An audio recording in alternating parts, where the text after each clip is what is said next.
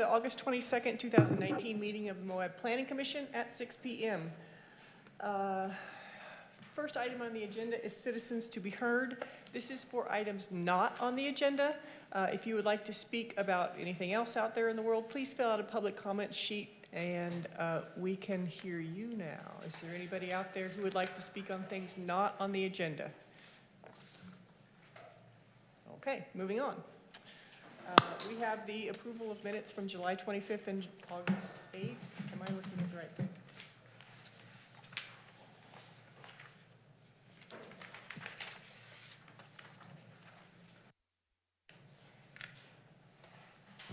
And thank you, Summer, for getting the minutes all done.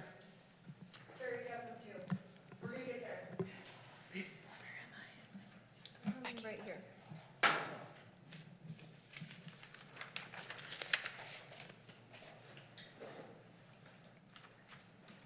So, the minutes of July 25th and August 8th. I move to approve the minutes from July 25th and August 8th. Any discussion on those minutes? I second that motion. All in favor? Aye. Aye. Motion approved. Both of them have passed unanimously. So action item number 4 is a public hearing on the Abbey subdivision located on Powerhouse Lane and consisting of 6 single-family lots and 16 twin homes. And again, those of you coming in late, if you would like to speak during the public hearing, you need to fill out a green sheet. And if you could hand me those sheets, I'll start calling folks up. Bring the mic closer. It's like echoing. So, Nora? Okay, I welcome everybody. It's nice to see a good turnout. We've received a lot of public comment on this, which is great. And your public comment actually was very meaningful. And so it prompted me to look into some things further. So it's really helped in the review of this, and I appreciate that. And you're so prompt. It's wonderful. Okay. So what the Planning Commission has before this evening is a request for a preliminary plat for the Abbey subdivision. A preliminary plat is sort of the first step in a subdivision process. The staff has already looked at sort of the basic engineering and information and has decided that it was complete enough to come to the Planning Commission for you to review. This is an important step because the Planning Commission actually approves the preliminary plat, and then the City Council approves the final plat. And the final plat, this is really the substantive approval, so this is when the Planning Commission would really approve what, in general, what the subdivision is going to look like in terms of numbers of lots and general layout and those kinds of things. And a lot of the engineering details, while we do have some of them, that will have to be done before the final plat. So this is located, as you all know, on Mill Creek Drive and Powerhouse Lane. The property owner is Red Rock Partners, and there are a couple people here representing them. Amy Weiser and then Set Engineering. I think it's going to be here. Good, excellent, thanks, Jeff. The parcel size is 21.53 acres. A portion of the parcel is zoned R2. The rest of the area in the subdivision is zoned RA1, which is our residential agriculture zone, not one we see an awful lot because we don't have a lot of it. The proposed use is 66 single household lots, 16 twin home lots equaling 32 units, and 4 estate lots, and each is over an acre because that's the area in the RA1 zone. And there will be a floodplain permit required, and we've been working with their engineer about some of the floodplain concerns. So this is just a little map of the project site. I think most of you are probably pretty familiar with it. The site, this is a zoning. So this purple is the R2, and then this little chunk right here is the RA1. So this is a subdivision layout. This obviously is Powerhouse Lane. This is Mill Creek Drive. And the proposal is to put most of the twin homes along Mill Creek Drive. There are just a few that would front on Powerhouse Lane. These twin homes, I believe, and I can be corrected, will be accessed off of the inner road so that we don't have a bunch of conflict on Mill Creek Drive. One of the things, and we'll go into issues for discussion, and when I talk about the northern access, it's this piece right here. Right now it's shown as a 20-foot emergency access, but the applicant has agreed to actually put a full-on road there, which will be helpful. This is a copy of their preliminary civil engineering plans. And it starts to show some road improvements. The intersection with Powerhouse Lane and Mill Creek will be widened to accommodate turn lanes. And there will be some improvements made to Powerhouse Lane. Mill Creek is actually pretty wide right now and does have a fair amount of striped bike path on it at this time. So based upon input from the Planning Commission and also input from the public, the real issues are sort of taken down into these three categories. Traffic on Powerhouse Road seems to be the major concern even before the subdivision was proposed. And I know that the neighbors there have been working with the law enforcement a little bit to try to increase no parking enforcement. And so they're concerned with it being the road being blocked so that emergency access isn't possible. Also concerns with pedestrian safety and just general congestion and quality of life. There was some discussion about trails and the connection to Mill Creek Village, PUD. And then concerns about wetlands and open space and the stream corridor. So as far as the traffic goes, as I mentioned, where's my cursor? Here we go.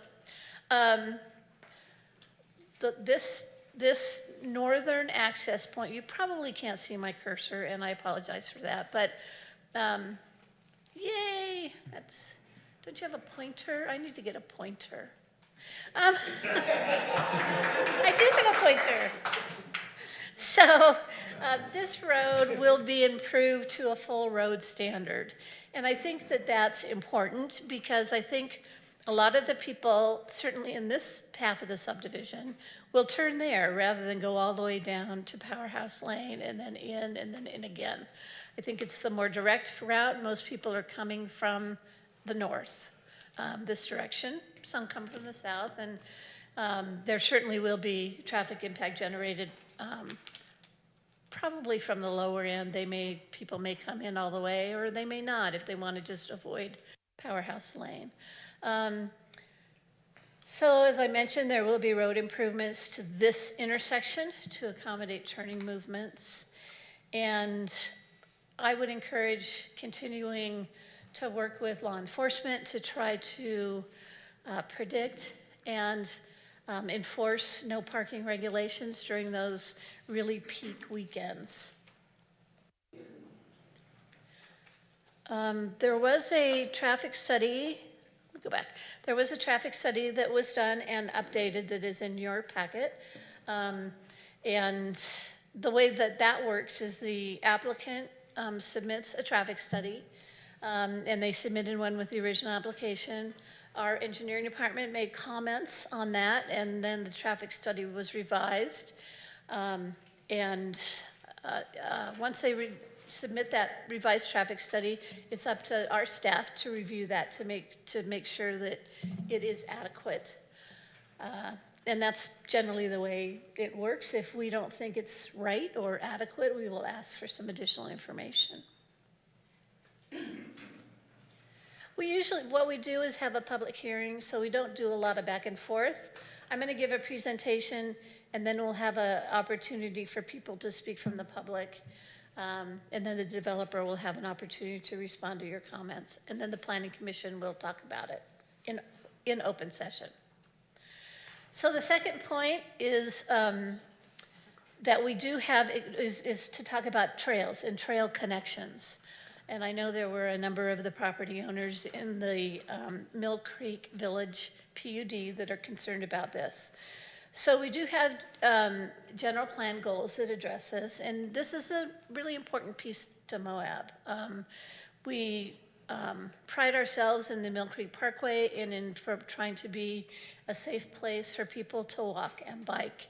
And the specific goals, as you can see, have to do with creating a pleasant, safe, and efficient and complete pedestrian transportation networks that provide a viable transportation alternative, and then also expanding a safe and connected network of bike routes throughout Moab.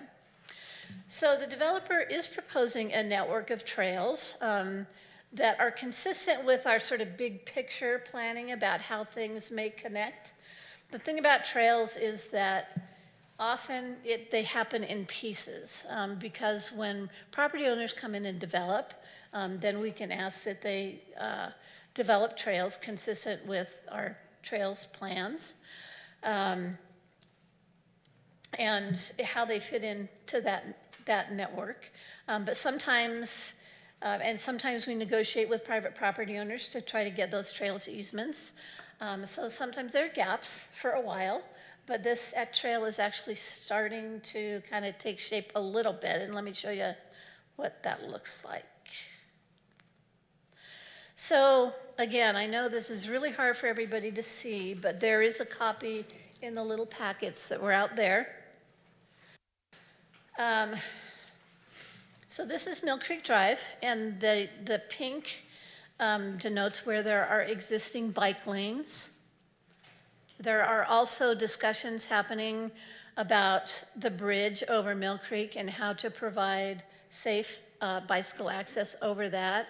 Our engineering and public works department have been talking about that, and it's probably somewhere out there in the 5-year plan.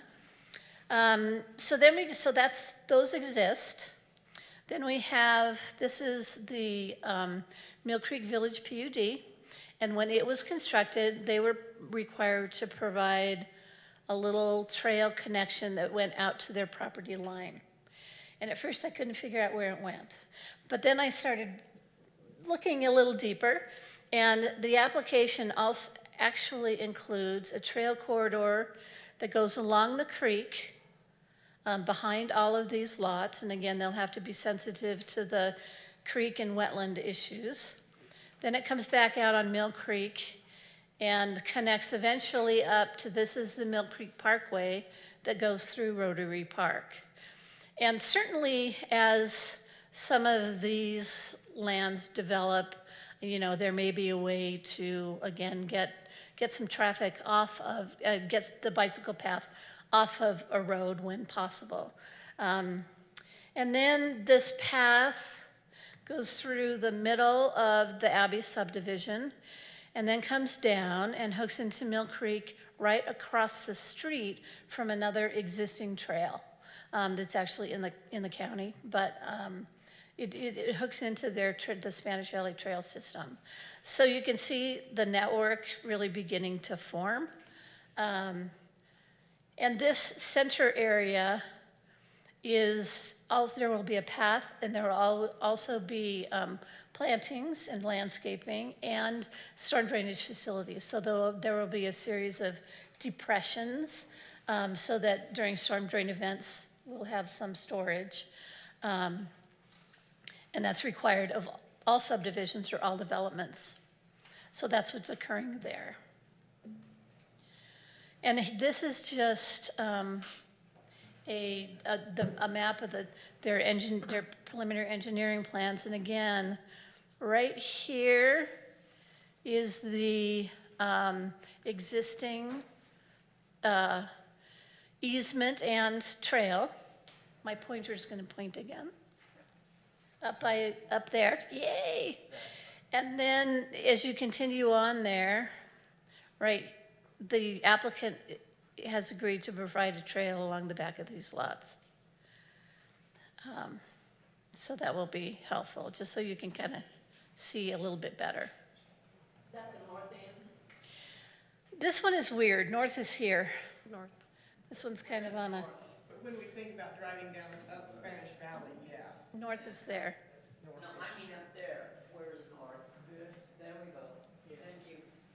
Yeah, there's a little arrow right here. The other ones are pretty much north is up, which makes sense. Okay, then there were also concerns raised about development near the creek, near the floodway, and that's always a concern. Our community is really bisected by Mill Creek, and so we have lots of instances where we have lots along the stream corridor. So no development is proposed in the floodway, and that is really the channel itself, and it's identified. There are floodways, and then there are flood zones or floodplain, which are often called like AO, or, you know, there's certain, it's a nationwide nomenclature for stream corridors. So you've got the floodway, and then you've got the floodplain, usually a 100-year floodplain, and then you've got a 500-year floodplain. So there's no development proposed in the floodway. The development is allowed in Moab in the floodplain, however, but you can't have any material spill over into the floodway, and the finished floor elevation has to be above the flood elevation. And it's all over Moab that people come in and either they bring some fill or somehow they build their house above that floor elevation. And Mill Creek Village PUD actually has a couple lots like that, and they're everywhere. And then open space, as I mentioned, is provided in that central corridor that contains a trail and storm drainage improvements. The storm drainage improvements won't preclude landscaping, and one of the conditions of approval is that a landscape and irrigation plan be submitted. There will be a homeowners association which will be responsible for maintaining the common facilities. So here's the flood zone map.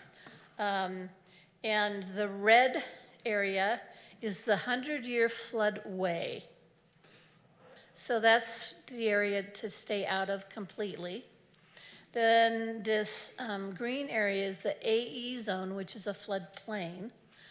And as you can see, the backs of these lots are, in fact, do have the floodplain area in them, but they can be built. So the Abbey subdivisions are right here. And then this is the existing Mill Creek Village PUD, and a couple of their lots, actually 3, have areas in the floodplain as well. And there is certainly one house and probably more that have been built at that minimum elevation. So that's what we usually do.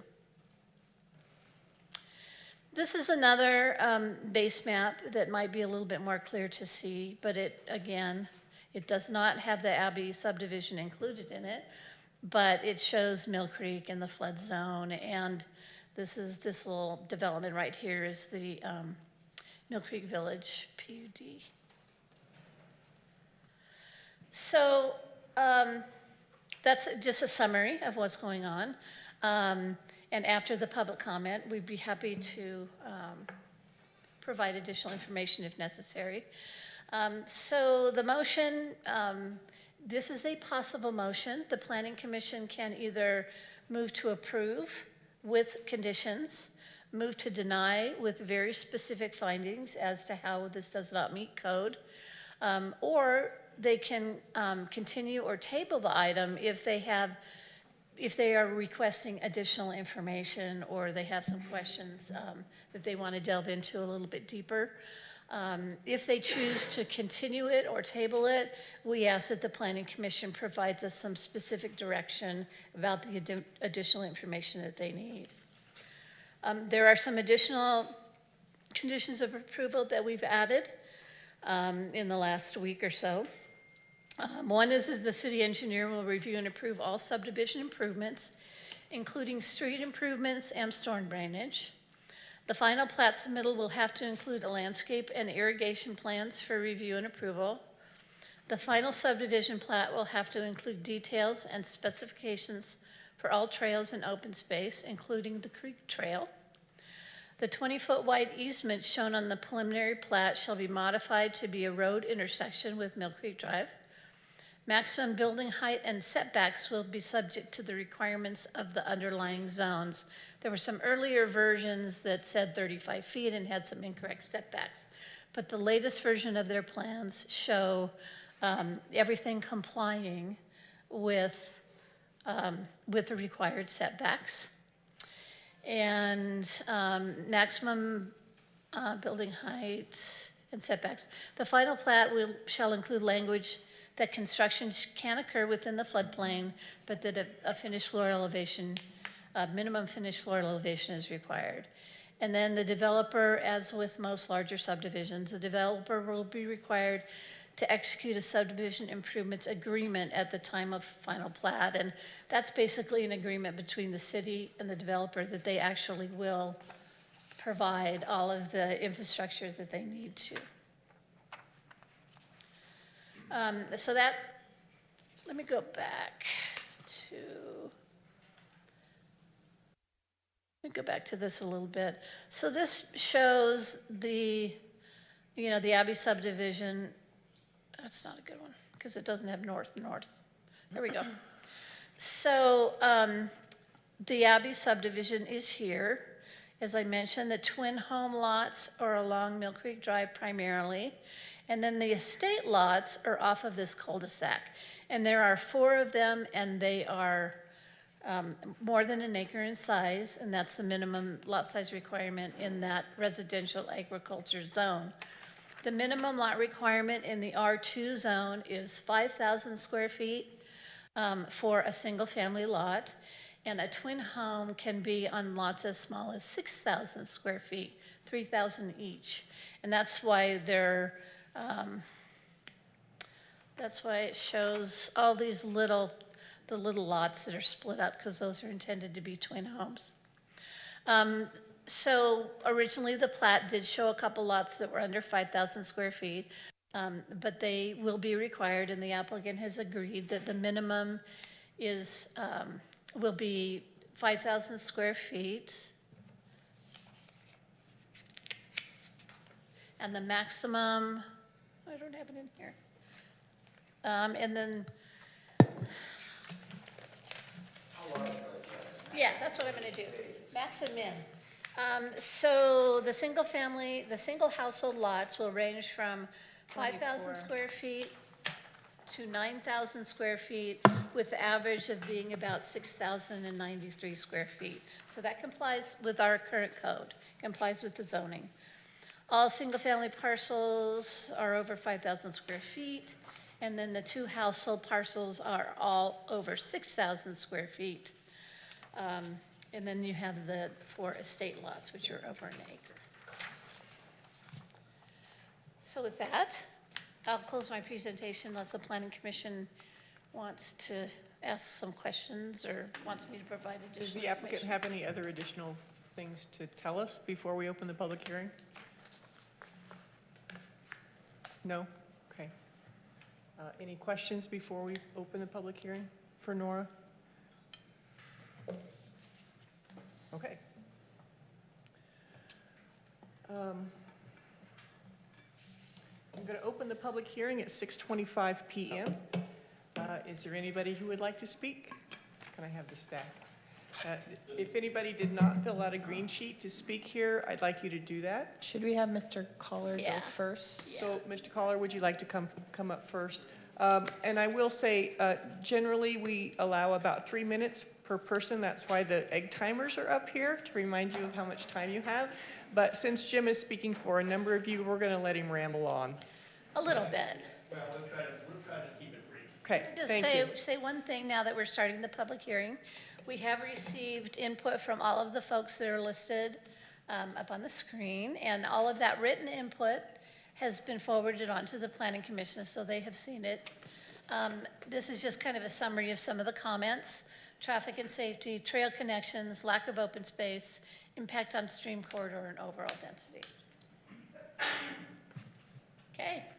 Thank you very much. I'm Jim Collar. I'm president of Mill Creek. Can you speak into the microphone, please? I'm Jim Collar. Thank you. Are we on?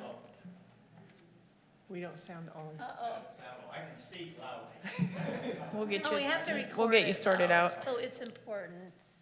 It doesn't look like it's live. I see no. We have to have it recorded, so just let them get it figured out. And the input is really, the input's for the planning commission, for their benefit, so that they can make a more informed decision. Dead. Battery may be dead, I don't know. Okay, whoa, all right. I'm Jim Collar, president of the Mill Creek Village Property Owners Association. Curtis Williams is my right hand, and he is a member of the Mill Creek Village Environmental or Design Review Committee. Accordingly, we represent 22 residents and property owners of Mill Creek Village, and it's located along the northeast corner of the proposed Abbey subdivision. We want to begin by stressing that we are not opposed to the subdivision per se. We fully support efforts to increase the availability of housing in the community. It's very important to us, and we look forward to having some good neighbors, but we have some concerns that have been voiced by many of our residents, and we would like to try to consolidate those and present those concerns, and we would like to work cooperatively with the city and with the developer to try to make this work for everyone.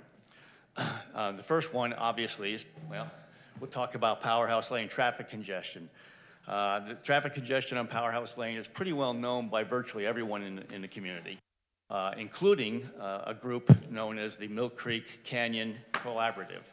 And the Mill Creek Canyon Collaborative is an organization that is looking into the issues associated with the congestion in Mill Creek in its entirety, not just Powerhouse Lane. The pictures you see right here represent what we see on a regular basis during the tourist season. The numbers that you see there represent actual traffic counts that were taken by an individual, and what I did is copied the actual email that I received from this individual who is working on the corner of Dream Drive and Powerhouse Lane. She counted all the incoming traffic. She did not count both directions. So those numbers represent only vehicles coming in. We figured they had to go home someday, so that wasn't an issue. You'll notice that these numbers, if you have looked at the packet and looked at the traffic study, we're not even talking close. In addition, what I don't show here is information from a BLM traffic count that was conducted for 2 years. And we don't have the 2018 data, but we do have the 2017 data, and frankly, it's quite a bit higher, with a peak not of 294, but a peak of 1,000 vehicles during the month of May. So what we're concerned about is that per day, yes, on a single day, 1,000 vehicles. What we're concerned about is the baseline number of traffic that this Powerhouse Lane sees during peak season, and we consider peak season April through September. What concerns us is that the traffic study that we have and the traffic study that was performed has three serious issues. Number one is it is based on, the information we have from the traffic study is based on a total of 79 lots. It's so stated in the preliminary study. There are 100 lots in that, 102, I believe, in that subdivision. So first of all, the basic information that they started with is inadequate. Second of all, they used a single-day traffic count, in the middle of October of 2018, on a Wednesday. Now, that doesn't represent anything near what we see during peak. And we suggest that the baseline numbers that they use as a starting point are, again, totally inadequate. The third issue is that the on-the-ground information that we've gathered shows that there are significantly more vehicles to be dealt with somehow in the middle of this, and the addition of 100 more units, as well as 20 or more units to be developed in Mill Creek Village and Powerhouse Lane is not being considered. And that's a significant oversight. We feel that any efforts to address the traffic congestion won't work unless there's adequate background information. We need a decent baseline. So we strongly recommend that the traffic study be updated and primarily or preferably through a third-party engineering firm. We're concerned the SET didn't choose either the correct day, correct time, the correct day of the year, and not enough days. We'd like to see a little more information and a little more work done in this area before we make a decision on whether or not they're going to be able to support safely the traffic that exists. Could I interject just a minute here? No, ma'am. Yeah, the way this works, I know, but this, I'm going to support him. That's in fine. the position where I live. Okay. Towards And- the subdivision, which is right across the street. Okay, great, thank you. But we really, I just want to just tell one story. No, No, ma'am. you're welcome to come up and impart that when you have an opportunity. Quicker, we just went through each one. No, ma'am. No, we don't, Thank you. we just don't function that way. All right, I just again wanted to stress that the Mill Creek Canyon Collaborative is studying this issue, and I'd like to see a little more coordination, even though the Mill Creek Canyon Collaborative is focused on a much wider issue. I would like to see some collaboration between the developer, their traffic study, and this organization that's trying to deal with the situation that you see right there. Parking is only one of the concerns. Parking provides a much narrower access and is part of the risk of the fire and search and rescue organizations that are trying to service. And they've already expressed serious concerns about their ability to get fire equipment up and down this road when it's looking like that and you've got all the traffic on it. So, moving right along. The public to private, we have a public to private liability risk inherent in the design of the Trail Creek or the Mill Creek Trailway. I'm a bike rider. I use the trail all the time. I thoroughly enjoy it. But this trail is a public access trail that empties onto a private drive. And the drive, you can see it in the bottom right-hand photograph. The black area is owned by us, and the reason it's black is because we maintain it. We pay for that. That alone was an $8,000 addition for an organization of 22 people. So it's pretty expensive for us to take care of it. We're concerned about the fact that we maintain it. It is private, and yet we are faced with a potential liability risk if somebody comes shooting off on their bicycle off of that public lane into our drive. And we don't know what to do about it. The easiest solution is to follow Nora's design idea, which is to take it through Abbey and out of Abbey and onto Powerhouse Lane and eliminate the connection to the walkway that empties onto Dream Drive. I don't know of any place else, perhaps you can tell me, but I was unable to find any place else that does a public to private intersection like that. There are. It's everywhere. yeah, There's a lot of it in town. in the And town. how is the liability issue handled? it's, Well, I'll talk about We'll- it. we'll talk about it when you're later, done. but- I'll talk about it yeah. when Okay, we this can is all move. over. We can move on from that. That is our. Go ahead. No, I was just, the, did you speak into the microphone, sorry, just for folks at home? Oh, no, in reviewing this and the connectivity of the walkability of the entire, Moab community, this starts down, this starts down in downtown, and I think the idea, at least I wasn't here at the time, but I would assume the idea was to connect all the way up through into the Mill Creek drainage system for recreational purposes. So what you have now is a trail that connects all the way up through from downtown Moab up through, and you terminate on Dream Drive, a private drive, and at that point you have to make a decision: do we continue up around the Dream Drive and then get back onto Powerhouse Lane, or do we now take the opportunity, because you got a great opportunity here for the subdivision to make it a meaningful or a well-designed way for people to access that route. So one of the options would be to pop the trail out sooner to Powerhouse Lane and then across there and get those people there. But I just just would like you to just take a minute and think how it would be if this trail is used the way I think it's going to be used in the future. You could have 200 or 300 people that just come up and end up, and it's not like, this is not a dedicated street. This is a small private development with homeowners that their privacy. We all have small lots, but you would just dump right onto the road and not know where to go, and you still have to go back out to Powerhouse Lane. So this development allows the community to make a rational decision about what is the best way to handle trail traffic and make it connected.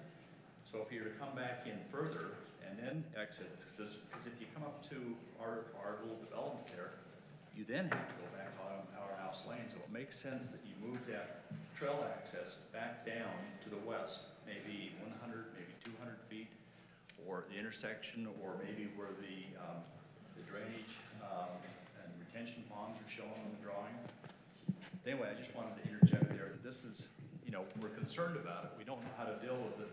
We know there are significant traffic problems there.